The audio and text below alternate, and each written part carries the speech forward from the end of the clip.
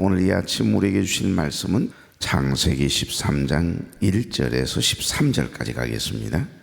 아브라함이 애굽에서 그와 그의 아내와 모든 소유와 롯과 함께 네겝으로 올라가니 아브라함에게 가축과 은과 금이 풍부하였더라. 그가 네겝에서부터 길을 떠나 베델에 이르며 베델과 아이 사이 곧 전에 장막 쳤던 곳에 이르니 그가 처음으로 제단을 쌓은 곳이라. 그가 거기서 여호와의 이름을 아브라함의 일행 롯도 양과 소와 장막이 있으므로 그 땅이 그들이 동거하기에 넉넉하지 못하였으니 이는 그들의 소유가 많아서 동거할 수 없었으니. 그러므로 아브라함의 가축의 목자와 롯의 가축의 목자가 서로 다투고 또 가나안 사람과 브리스 사람도 그 땅에 거주하였는지라. 아브라함이 롯에게 이르되 우리는 한 친족이라. 나나 너나 내 목자나 서로 다투게 하지 말자. 내 앞에 온 땅이 있지 아니하냐. 나를 떠나가라. 내가 좌하면 나는 우하고 내가 우하면 나는 좌하리라. 이에 롯이 눈을 들어 요단 지역을 바라본즉 소알까지 온 땅 물이 넉넉하니 여호와께서 소돔과 고모라를 멸하시기 전이었으므로 여호와의 동산 같고 애굽 땅과 같았더라. 그러므로 롯이 요단 온 지역을 택하고 동으로 옮기니 그들이 서로 떠난지라. 아브람은 가나안 땅에 거주하였고 롯은 그 지역의 도시들에 머무르며 그 장막을 옮겨 소돔까지 다 같이요. 소돔 사람은 여호와 앞에 악하며 큰 죄인이었더라. 아멘. 좌우로 인사 나눠서 좋은 아침입니다. 네, 참 좋은 아침이네요. 이 아침 첫 시간 하나님께 드리기 위해서 걸어간 발걸음을 되신 여러분, 또 가정에서 유튜브를 통해 함께 예배에 참여하고 계신 우리 교회 여러분, 주의 이름으로 축복합니다. 여기 13장 1절을 보십시오. 아브라함이 애굽에서 그와 그의 아내와 모든 소유와 롯과 함께 어디로 갔다고요? 네겝으로 올라가더니, 네겝 어제 아침 설명했습니다. 남쪽 애굽과 경계선입니다. 그리고 그곳은 사막이고 넘어가면 애굽은 풍요로운 땅이고 기름진 땅인데 가나안 땅, 하나님의 약속의 땅이라는데 보니까 너무 척박하게 그지할 데 없습니다. 그러나 네겝으로 올라옵니다. 이게 중요하지요. 상황이 넉넉하지 않아도, 상황이 그리 썩 좋지 않아도 내가 믿음으로 기도함으로 말씀대로 살아가려고 하는데 준비된 것이 아주 화려하거나 풍요로우면 어느 누가 예수 안 믿겠습니까? 뭔 일들이든지 형통하고 원하는 대로 일들이 촥촥촥촥 진행되면 누가 예수 안 믿겠어요? 아니 누가 좀 전도 좀 해주면 좋겠다 그러지 않겠습니까? 너무 척박하게 그지할 데 없습니다.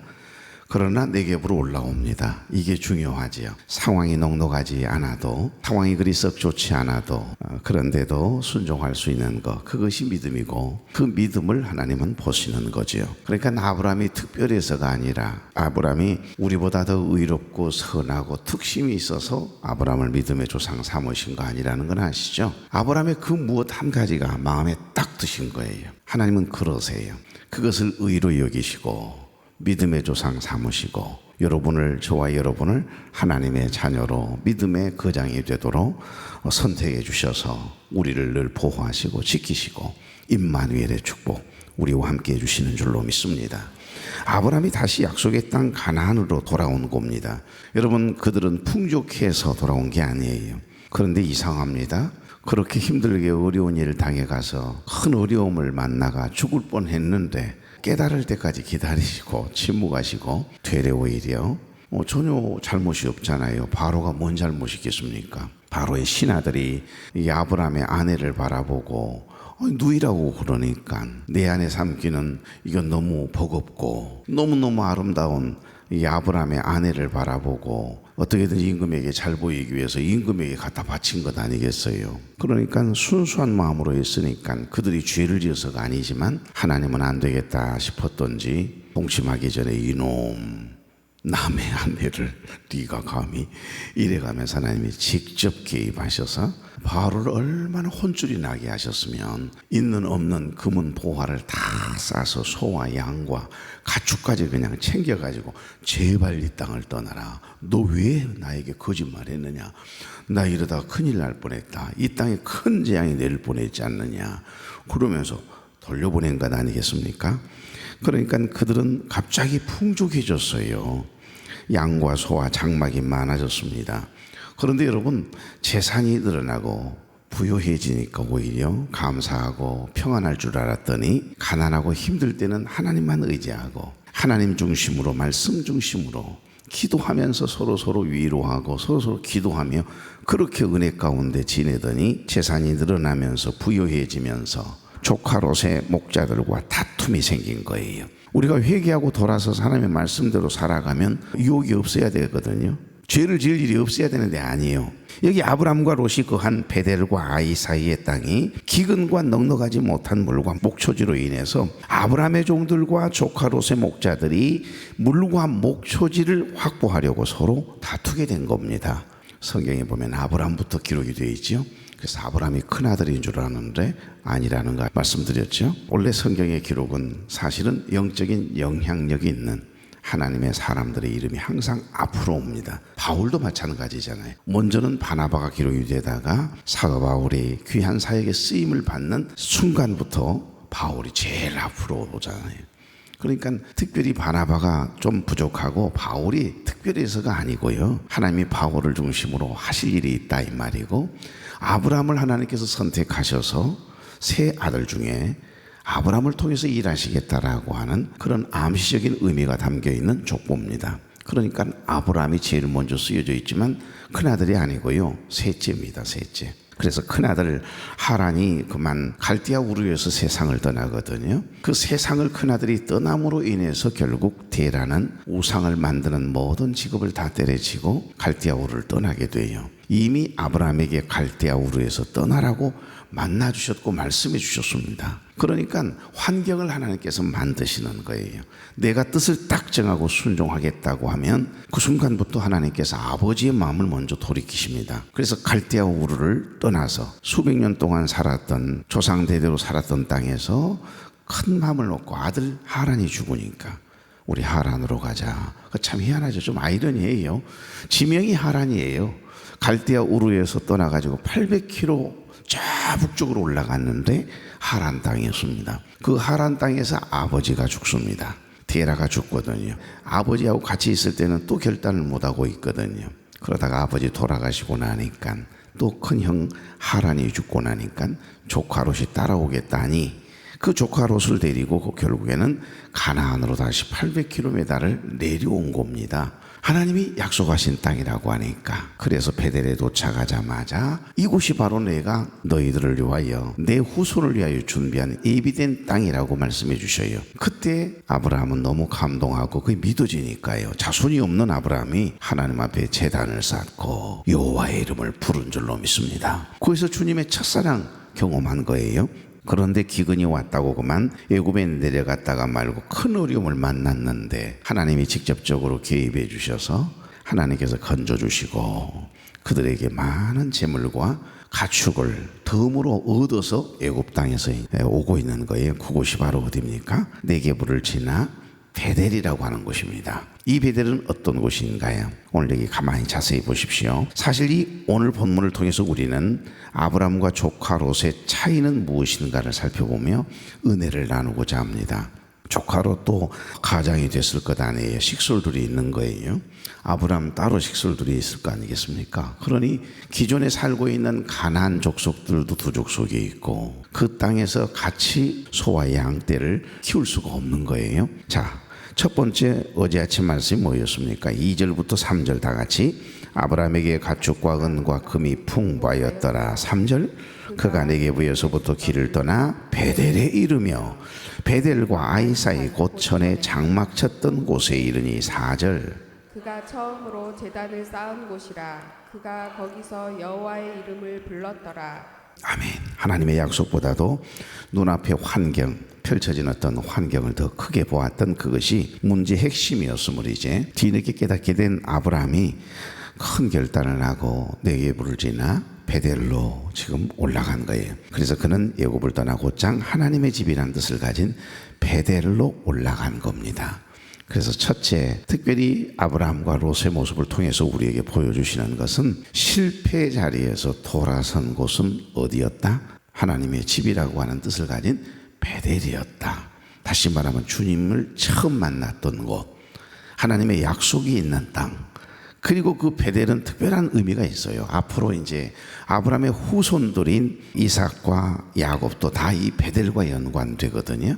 그래서 그런 애굽을 떠나서 이렇게 하나님의 집이라는 뜻을 가진 베델을 올라갑니다. 베델은 그가 가나안 땅에 내려와서 하나님의 약속을 받고 제단을 쌓고 여호와의 이름을 불렀던 곳이죠.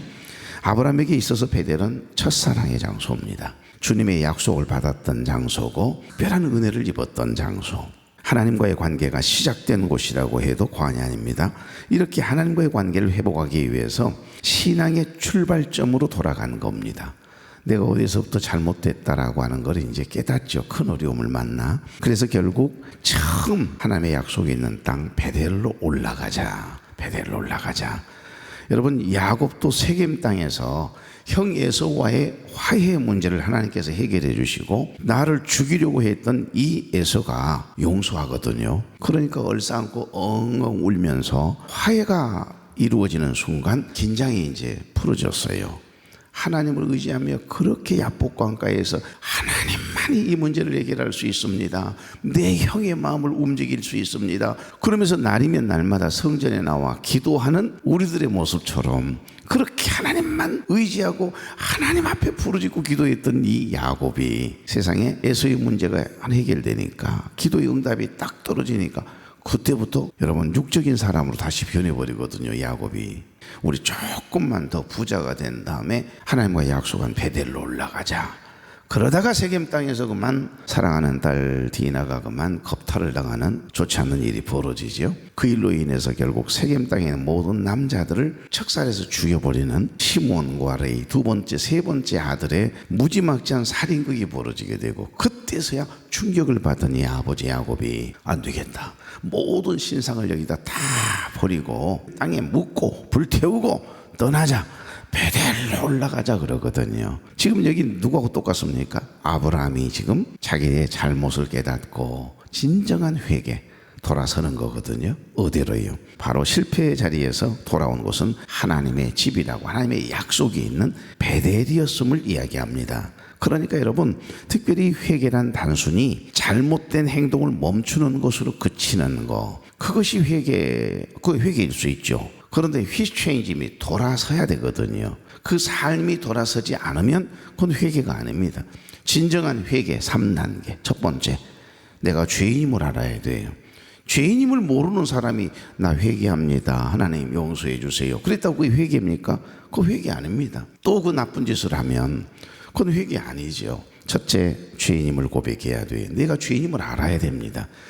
지금 아브라함은 자기가 죄인인 걸 알아요. 어디에서 문제가 생겼다라고 하는 거 지금 알고 있는 겁니다. 그러니까 실패의 자리에서 일어나 돌아서는 거죠.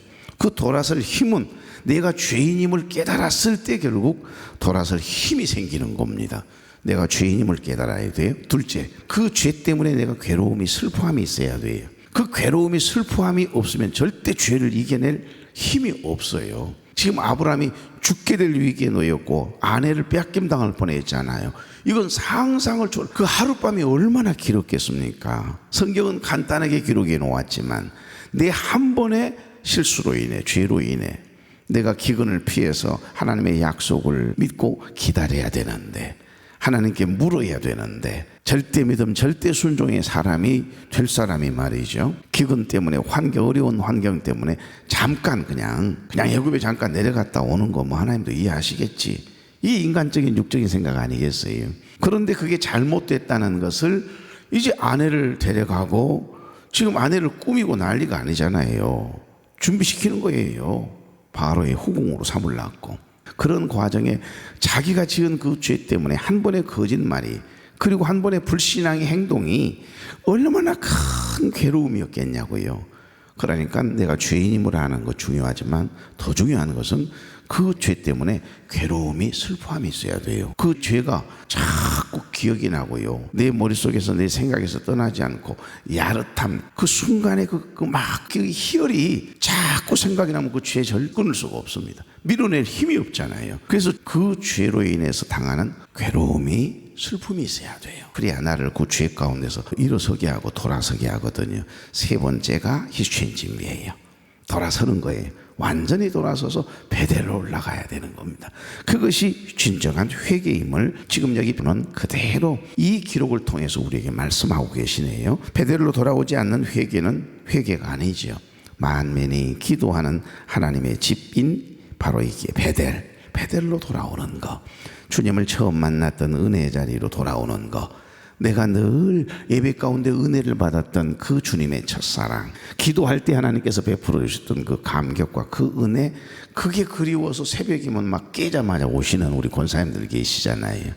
그 은혜가 나로 하여금 늘 변함없이 비가 오나 눈이 오나 이 성전 기도의 자리, 예배의 자리를 사모하게 만드는 겁니다. 이게 진정한 회개, 이것이 바로 아브라함의 회복을 이야기하는 겁니다. 자, 두 번째, 진정한 회개의 증거는 뭘까요? 어떻게 나타나지요? 양보로 나타나지요. 5절부터 7절 다 같이. 아브라함의 일행 롯도 양과 소와 장막이 있으므로 6절 그 땅에 그들이 동거하게 넉넉하지 못하였으니 이는 그들의 소유가 많아서 동거할 수 없었음이니라. 7절 그러므로 아브라함의 가축의 목자와 롯의 가축의 목자가 서로 다투고 또 가나안 사람과 브리스 사람도 그 땅에 거주하였는지라. 아멘. 베델에서 하나님과의 관계를 회복한 이 아브라함에게 돌아왔어요. 돌아왔는데 두 번째 테스트, 시험이 찾아옵니다. 재산이 불어나 조카 롯의 목자들과 다툼이 생긴 거예요. 우리가 회개하고 돌아서서 하나님의 말씀대로 살아가면 유혹이 없어야 되거든요. 죄를 지을 일이 없어야 되는데 아니에요. 하나님의 부르시는 순간까지 영혼을 담는 그릇이 육체 덩어리가예요. 땅속에 먼지로 돌아가고 흙으로 돌아가는 순간까지 우리는 늘 끊임없이 육체의 법을 따르고자 원하는 이 육신의 눈이 있고요, 안목이 있단 말입니다. 그리고 이 육체 본능적으로 나를 자꾸 이렇게 막 끌고 가려고 하는 죄의 성이 있어요. 욕동이라 그러잖아요. 리비도라 그러거든요. 그런데 이 욕동이 선하게 아름답게 생각이 건강하고 생각이 아름다우면 건강한 부부 생활을 하게 만들고 건강한 가정을 이루게 하고 건강한 이웃과의 수평적인 관계를 유지하게 하고 수직적인 하나님과의 관계를 아주 정결하게 만들어요. 거룩하고 구별되게 만들거든요. 그런데 더러운 생각이 이 내 안에 있는 욕동, 리비도를 주장하게 되면요, 우리는 죄 짓는 일에 자꾸 끌려다니게 되어 있습니다. 그래서 무너지는 거예요. 여기 아브람과 롯이 거한 베델과 아이 사이의 땅이 기근과 넉넉하지 못한 물과 물초지로 인해서 아브라함의 종들과 조카 롯의 목자들이 물과 목초지를 확보하려고 서로 다투게 된 겁니다. 그런데 이 일을 가만히 지켜보던 아브라함이 이제 때가 되었는 모양이구나. 우리가 그만큼 지금 부자가 됐다는 거 아니겠어요? 늘어났다는 거니까 이제 우리가 분가해야 되겠다라고 하는 신호로 보는 거예요. 이 아브라함은 롯에게 먼저 롯 좀 이리 앉아봐라. 우리가 그동안 힘들고 어려웠었는데 이렇게 우리가 서로 그래도 부요함을 하나님께서 주셔서 넉넉해지지 않았느냐. 우리가 이 작은 목초지에서 너희들 식솔들 종들과 우리의 식솔들과 이렇게 부딪혀서 갈등을 일으킨다면 이거 큰 문제 아니겠냐. 그러니 갈등이 일어나기 전에 서로 좀 떨어지자. 이 이야기를 한 겁니다. 상식적으로 여러분, 누가 먼저 선택해야 되겠죠? 룻이 어떤 선택을 하는지를 한번 자세히 보십시오. 사실은 삼촌, 작은아버지잖아요. 삼촌, 그래도 삼촌이 먼저 선택하셔야죠. 이게 맞는 건데, 하여간 연장자이고 이 모든 여정의 리더인 작은아버지, 아버지와 같은 이 아브라함에게 삼촌이 먼저 선택하시면 삼촌이 좌하면 제가 우하고 삼촌이 우하면 제가 좌하겠습니다. 이 이야기는 롯에게서 나와야 될 말이거든요. 그런데 아브라함은 조카 롯에게 먼저 선택하라고 이야기합니다. 그게 8절 9절입니다. 다 같이. 아브라함이 롯에게 이르되 우리는 한 친족이라 나나 너나 내 목자라 내 목자나 서로 다투게 하지 말자. 내 앞에 온다지 아니하냐. 나를 떠나가라. 내가 좌하면 나는 우하고 내가 우하면 나는 좌하리라. 아멘. 이것이 아브라함의 달라진 점입니다. 뭐 특별한 것이 있습니까? 이렇게 생각하실 수 있지만 아니에요. 이게 쉽지 않다는 겁니다.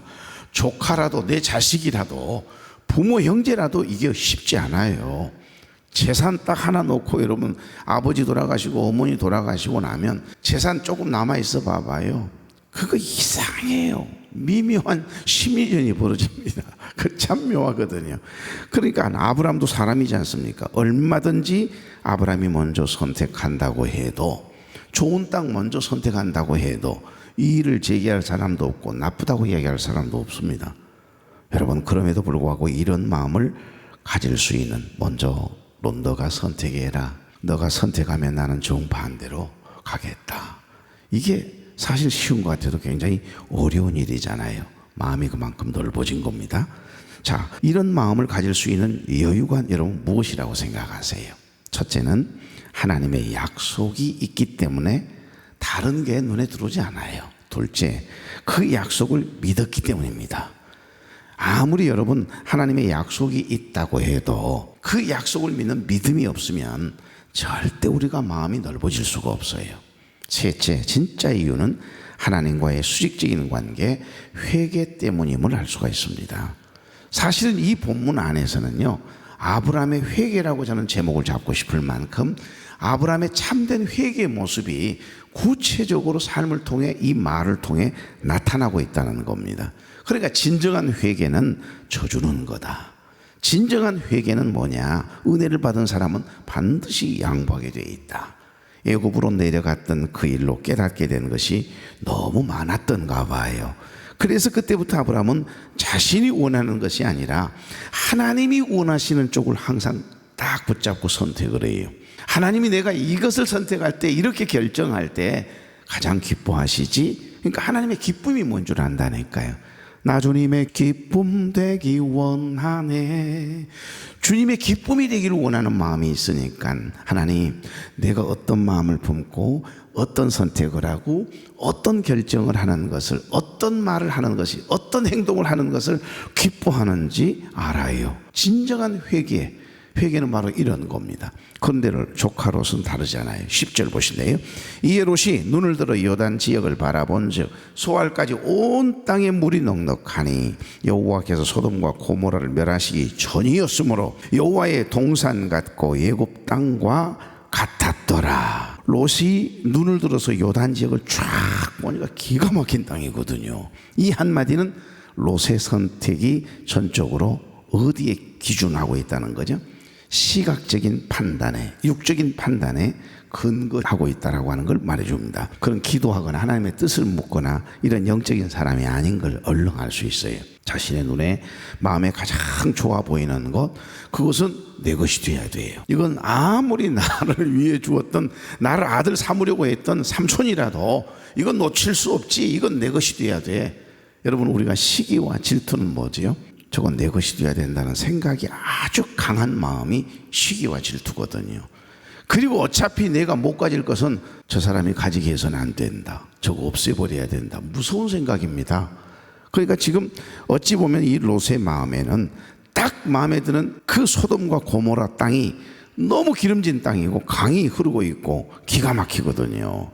그러니까 저 땅은 먼저 삼촌 드려야지, 이런 마음이 안 온다니까요. 저건 내 거야, 이런 생각이 딱 들어있으니까 앞으로 전개될 아브라함의 믿음의 길과 이 롯의 선택의 길은 완전히 다릅니다. 여기 보십시오. 소알까지 온 땅에 물이 넉넉하니, 롯은 지금 육의 눈으로 보아 기름진 땅, 문명이 발달한 소돔과 고모라 성 쪽을 뜨거니 먼저 선택하고 식수를 드리고, 삼촌, 내가 저 소돔과 고모라 쪽 선택할게요.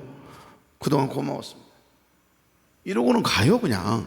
내일 아침에 본문 봐보십시오. 아브라함이 마음의 여유를 가지고 우리 조카 롯이 어디를 선택하든지 나 서운해하지 않을 거야. 그리고 뭐 기대하거나 이런 마음이 없이 순수한 마음으로 양보를 했는데, 막상 좋은 땅 차지해가지고 식술들 데리고 삼촌 고마웠습니다. 그리고는 돌아서서 가는데 그 순간부터 우울증이 와본다니까요. 아브라함이 산 언덕벽에 올라가가지고 사람이에요, 사람. 서운한 감정이 들어와요. 섭섭이가 들어오니까 그 순간부터 일할 맛이 안 나고 삶의 재미가 하나도 없고, 저것을 내가 지네 아버지 죽고 난 다음에 내가 챙겨서 내 아들처럼 돌봐주었거늘, 그래서 부자가 돼가지고 저렇게 많은 식술들을 거느리고 큰 부자가 됐는데 저것이 나한테 예의 하나는 안 갖추고, 몰라요. 성경 그런 말이 없으니까는 모르겠지만 나 혼자 상상하기에 그렇다 이 말입니다. 그래가지고 우울해가지고 고개를 푹 숙이고 안 보여요? 아니 그 다음 구절 한번 봐봐요. 그러고 앉아 있다니까요. 계속 저 아브라함 그렇게 우울해가지고 앉아 있게 놔두고 내일 아침이나 한번 아브라함에게 사정 형편을 물어보십시다. 그런데 그때 하나님이 찾아오세요. 아브라함아, 이 하나님 섭섭하지? 어쩔 수 없죠. 내일 아침에 뵐게요. 아브라함이 그래요. 오늘 다음 구절을 한번 보셔요. 딱 보면은 아브라함의 마음이 이해가 돼요. 아브라함의 마음이 이해가 된다. 나가 아브라함이라도 상당히 섭섭하겠다 그런 생각이 막 들어지거든요. 내일 이 마지막 부분 설명하면서 함께 아브라함을 하나님이 어떻게 위로하시고 격려하시는지 한번 보십시다. 지금 당장 우리 눈에 화려하고 굉장한 문화가 발달하고 막 풍악 소리가 들리고 강이 쫙 흐르고 있고 기름진 땅이 쫙 펼쳐져 있고 세상에 짐승 기르기에는 딱 좋은 그 장소, 근데 그곳이 향락의 장소입니다. 하나님을 대적하고 하나님 없이도 살 수 있다라고 하는 동성애자들이 살고 있는 땅입니다. 그런데 그런 것 아랑곳하지 아니하고 자식들을 생각한다면, 내 믿음을 생각한다면, 내가 하나님을 예배하는 예배자로서의 거룩하고 구별된 삶을 살 수 있는 땅을 골라야 되는데 부자 될 것 생각하고 먹고 사는 문제가 우선이 되면 그러면 역시 여전히 민노라하면서도 소돔과 고모라성이 여러분 앞에 딱 펼쳐지면 절대 저와 여러분도 그렇게 선택할걸요. 롯의 선택 똑같이 따라할 것 같습니다. 절대 아브라함처럼 여유롭지 않을 거예요. 남은 땅은 척박한 땅이었습니다. 그런데 아브라함아 동서남북 돌아봐라. 돌아봐도 좋은 땅은 하나도 안 보입니다. 소돔과 고모라성 외에는 좋은 땅이 하나도 안 보여요. 그런데 하나님의 말씀 한마디 동서남북 딱 돌아보게 한 다음에 이 땅을 내게 주리라. 이 땅을 복 있게 하겠다는 말은 약속이잖아요. 근데 그게 믿어져요. 그리고 나서 우울함에서 벗어나가지고 벌떡 일어나거든요. 그러니까 마음이 서운한 감정이 쫙 녹여지고 룰룰랄라 찬양하면서 하나님이 함께 하시면 뭐가 문제냐. 근데 더 놀라운 거룩한 기쁨이 가슴에 일어나기 시작해요. 그게 뭐죠? 그리스도인의 자유라고 하는 책에서 말씀하고 있는 거룩한 기쁨. 내가 겉옷을 먼저 선택하도록 양보한 게 이렇게 행복하고 기쁜 일인 줄 몰랐네. 그 거룩한 기쁨이 저울러서 그가 지금까지도 천국에 지금 있으면서도 그때 일이 내 평생에 가장 잘한 일이라고 지금 자랑하고 다니는 아브라함의 모습 보이죠? 기도하겠습니다. 좋으신 하나님, 오늘 이 아침 주신 말씀을 통해 예굽을 떠나 베델로 돌아온 아브라함의 모습을 우리가 다시 조명하며 은혜를 나누었습니다. 우리 역시 세상의 풍요를 쫓아 하나님과의 첫사랑을 잊고 살았던 연약한 죄인임을 고백합니다. 눈에 보이는 대로 판단하고 귀에 들리는 대로 선택하고 살아왔던 우리의 모습을 보았습니다. 누구보다도 하나님을 사랑하고 교회를 위하는 것 같은데 순간순간 롯처럼 매우 합리적이고 현실적인 판단을 하면서도 그 선택과 판단의 기준에 하나님의 생각, 하나님의 뜻에는 관심이 없었던 우리들은 아니었는지 돌아보게 하시니 감사합니다. 어떤 상황 속에서도 세상의 기준으로, 육적인 기준으로 바라보거나 생각하거나 판단하지 않게 하시고 우리의 모든 선택과 판단, 결정의 기준이 하나님의 생각, 하나님의 뜻이게 하옵소서. 예수님의 이름으로 축복하며 기도하옵나이다. 아멘.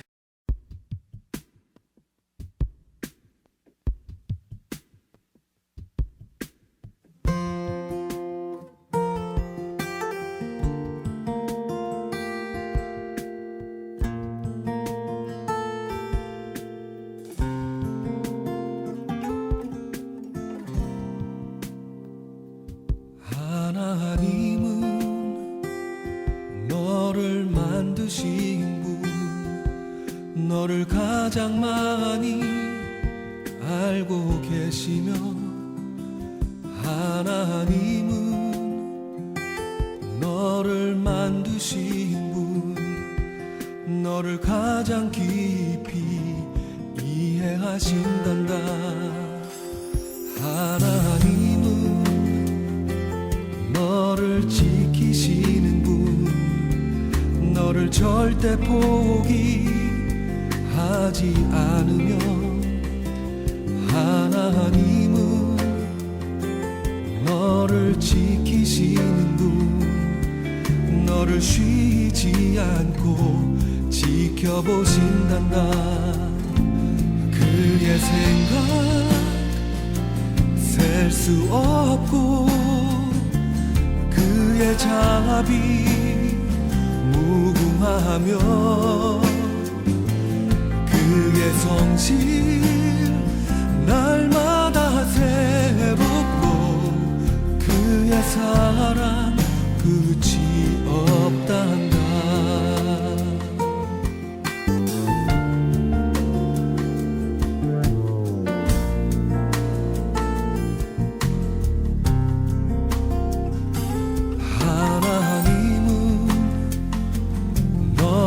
원하시는 분, 이 세상 그 무엇 그 누구보다 하나님은 너를 원하시는 분, 너와 같이 있고 싶어 하신단다. 하나님은 너를 인도하는 분, 광야에서도 폭풍 중에도 하나님은 너를 인도하는 분, 푸른 초장으로 인도하신단다. 그의 생각 셀 수 없고 그의 자비 무궁하며 그의 성실 날마다 새롭고 그의 사랑 끝이 없단다. 그의 생각 셀 수 없고 그의 자비 무궁하며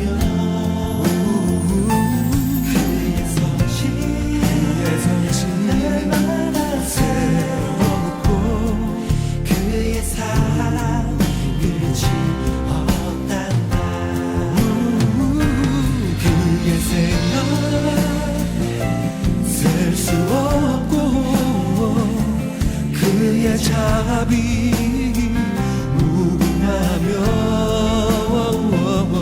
그의 성실 날마다 새롭고 그의 사랑 끝이 없단다.